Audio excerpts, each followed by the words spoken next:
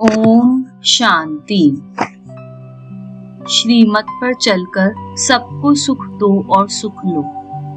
पहले समझते हैं श्रीमत क्या है। श्रीमत अर्थात श्रेष्ठ ते श्रेष्ठ परम पिता परमात्मा निराकार ज्योतिर्बिंदु शिव बाबा द्वारा दी गई श्रेष्ठ ते श्रेष्ठ मत अपने बच्चों के लिए। ये श्रीमत परमात्मा के दिए गए महावाक्य हैं। जिन महावाक्यों पे, जिन ज्ञान बिंदुओं पे, जिस राय सलाह पर चलकर परमात्मा के बच्चे अपना जीवन देवतुल्य अर्थात श्रेष्ठ ते श्रेष्ठ बना सकते हैं। जैसे कि लौकिक में भी माता पिता अपने बच्चों को राय सलाह देते हैं। ऐसी राय सलाह, ऐसा विचार विमर्श जिससे उनकी कंफ्यूजन क्लियर हो जाए, उन्हें सही गलत में भेद दिखाई दे जाए, उन्हें जीवन जीने की कला आ जाए। तो ऐसे ही शिव बाबा भी आकर हमें जीवन जीने की कला सिखाते हैं। लौकिक के प्रकार कुछ बच्चे यहाँ पर भी ऐसे होते जो बाबा की बातों को जैसे सुना अनसुना कर देते। ठीक है, मुरली सुनी, सुनकर आ गए, लेकिन माइंड पे जैसे कोई भी इफेक्ट नहीं। इसी प्रकार कुछ बच्चे ऐसे भी होते जो बाबा की बातों को समझते हैं, लेकिन उनमें हिम्मत नहीं होती उस चीज को फॉलो करने की।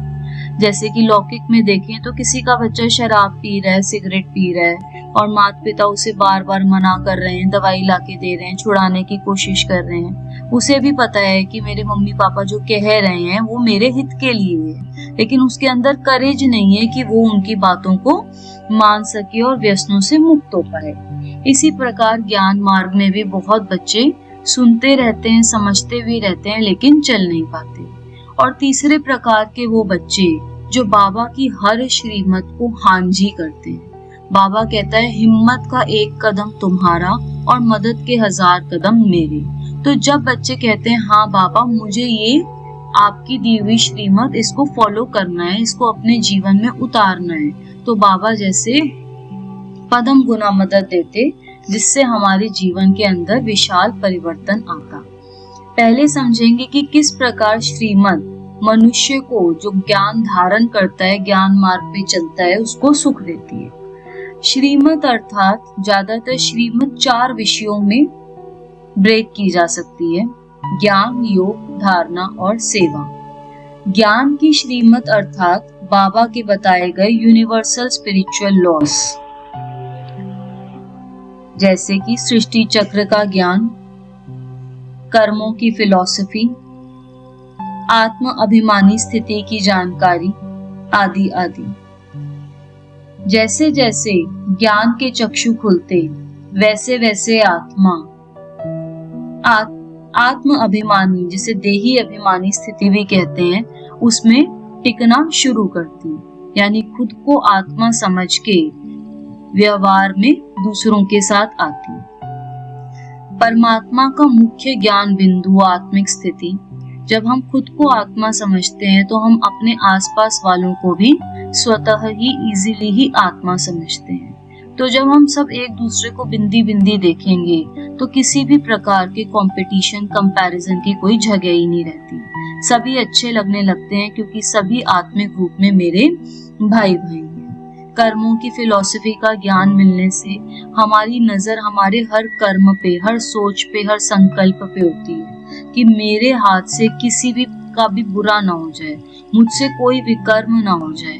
तो इतना गहरा ज्ञान बाबा हमें इतनी इजी रीति श्रीमत के द्वारा सिखला देते, जो कि जीवन परिवर्तन कर सकता। इसी प्रकार जब हम योग में बैठते हैं तो योग में बैठकर परमात्मा से जुड़कर हमारी बुद्धि धीरे धीरे पवित्र होने लगती है, हमारे मन की स्थिति स्टेबल होने लगती है और जो भी हम ज्ञान सुनते हैं उसमें जैसे परिपक्वता आने लगती है। ज्ञान की परिपक्वता और योग, ज्ञान और योग 2 ऐसे पंख हैं जिनसे श्रीमत की धारणा करना जीवन में बहुत ही सहज हो जाता है। श्रीमत की धारणा अर्थात कैसे अपने जीवन को सुखी बनाएं।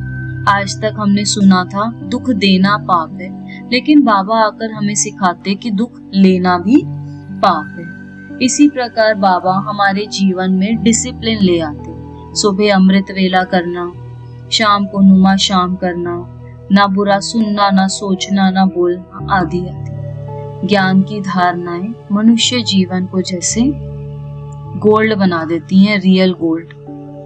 और सेवा, जो चौथा सब्जेक्ट जो बाबा श्रीमत जिस पे देते, कहते कि जितनी जितनी सेवा करेंगे उतनी उतनी आत्मा जैसे निर्विघ्न हो जाएगी, उसकी आध्यात्मिक उन्नति होगी, दैवी गुण स्वतः ही इमर्ज होते रहते और निरअहंकारिता आती। जैसे कि हम देखते हैं मधुबन में सेंटर्स में बड़े बड़े साहूकार BMW गाड़ियों में आएंगे और सेंटर की सफाई में जैसे सहयोग देते रहेंगे। बड़ी बड़ी बहनें IAS अफसर के पद पे हैं और यहाँ पर आकर पोछा लगा रही हैं। बड़ी बड़ी दीदियां जो आज 100 सेंटर संभाल रही हैं, वो भी हम देखते हैं रसोई घर में रोटियां बेल रही हैं। तो सेवा का सब्जेक्ट ऐसा है जिसमें हम बाबा के प्यार का और उनके चमत्कार का अनुभव महसूस करते। तो श्रीमत को फॉलो करते करते, चारों सब्जेक्ट में दी गई बाबा की गाइडेंस को फॉलो करते करते आत्मा जैसे संपूर्ण रीति सुख का, हल्केपन का अनुभव करने लगती। और एक सुखी आत्मा, एक खिला हुआ फूल, खुशबूदार फूल, वो जहाँ पर भी जाएगा सबको सुख देगा, खुशियां देगा। जैसे कि गृहस्थ व्यवहार में देखें, यदि एक माता ज्ञान में चलने लगती है तो धीरे धीरे उसकी एक्सपेक्टेशंस बाकी परिवारजनों से कम होने लगती हैं कि तुमने मुझे टाइम क्यों नहीं दिया, तुमने मुझसे ऐसे क्यों बोला, मैं ये खाना बनाती हूँ तुम्हें पसंद क्यों नहीं आया, तुम हमेशा ही फोनों पे लगे रहते हो, आदि आदि। तो शिकायतें धीरे धीरे कम होने लगती हैं और एक्सेप्टेंस सबके लिए बढ़ने लगता है। बाबा हमारी बुद्धि को इतना सालिम, विशाल बुद्धि बना देते हैं कि उसमें हर किसी के लिए ममत्व, एक्सेप्टेंस, प्रेम भाव, निस्वार्थ प्रेम भाव जैसे कि बहता रहता है। ज्ञान मार्ग में चलने से हम आत्माएं इच्छा मात्रम अविद्या बन जाती हैं। पहले हम हर टाइम ये सोचते थे कि अभी ये खरीदना है, अभी वो खरीदना है, अभी इस रेस्टोरेंट जाना है, अभी ये फिल्म देखनी है, या करियर में मुझे ये तरक्की करनी है, वो करना है, ये ज्वेलरी खरीदनी है, आदि आदि। लेकिन जब हम ज्ञान मार्ग में आते हैं तो हम मेहनत जरूर करते हैं, लेकिन हमारी कोई इच्छाएं विशेष अपने प्रति नहीं रहती। संतुष्टता का गहना बाबा हमें पहनाते। संतुष्टता अर्थात कि जो हमारे पास है उसमें सुखी रहकर और पाने का प्रयास करना। जो भी मिले हमें चाहे धन है, चाहे वैभव है, जो भी मिल रहा है उसको किस तरीके से हम बाबा की सेवा में प्रयोग कर सकें। ऐसी भावना के साथ जब हम धन कमाने भी निकलते हैं दुनिया में, तो एक की जैसे बाबा पदम गुना हमारी कमाई कराते। बाबा कहते या कहें बाबा सिखाते कि दुआएं दो और दुआएं लो। जो आत्मा निरंतर दुआएं देती रहती, उसके माइंड में ऐसे न्यूरल नेटवर्क्स क्रिएट हो जाते जिससे निरंतर डोपामिन रिलीज होता रहता है, यानी happy hormones, oxytocin, dopamine release होते रहते। इन हार्मोन्स से हमारे अंदर एक निरंतर खुशी का भाव जनरेट होता रहता। जो आत्माएं हमेशा निंदा में, इसकी उसकी चुगली करने में बिजी रहती थी, चाहे स्त्री हो चाहे पुरुष, वो जैसे ही ज्ञान मार्ग में आते हैं तो अपनी सोच पे एक एक संकल्प की चेकिंग से वो आत्माएं उस दुनिया से इस दुनिया में, यानी बेगर से सीकर से गिवर या बेस्टोवर बन जाती हैं, या कहीं मंगता से दाता बन जाती हैं। हम खुद ही सोचें, यदि घर में कोई एक माता बहन है या एक हस्बैंड वाइफ का कपल है जो कि निरंतर झगड़ता रहता है, तो उनके बच्चों पे क्या इफेक्ट पड़ता है।